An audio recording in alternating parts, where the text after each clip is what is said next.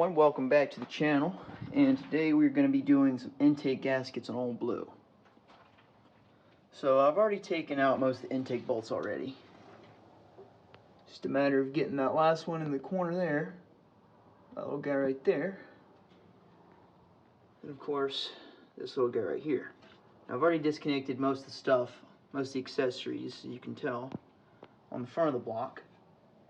Got the, alternator, got it just sitting there.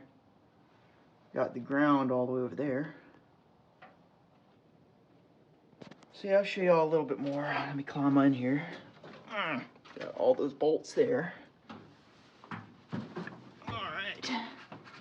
So as you can see back here, distributor's out. Most of the bolts, so like I said, are out. Vacuum line for the transmission here is disconnected. And then on the back here, let me get my light. Oh crap. Okay. There we go. As you can see here, I've got this disconnected right here for the brake booster. And then of course, the kickback cable bracket and assembly.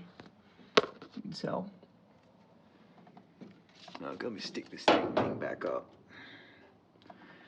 Okay, so just got to take those last two bolts.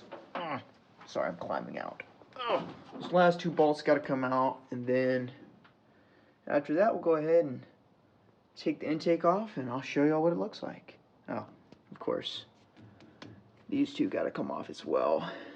The heater core line right here, and then of course the radiator connection. So yeah.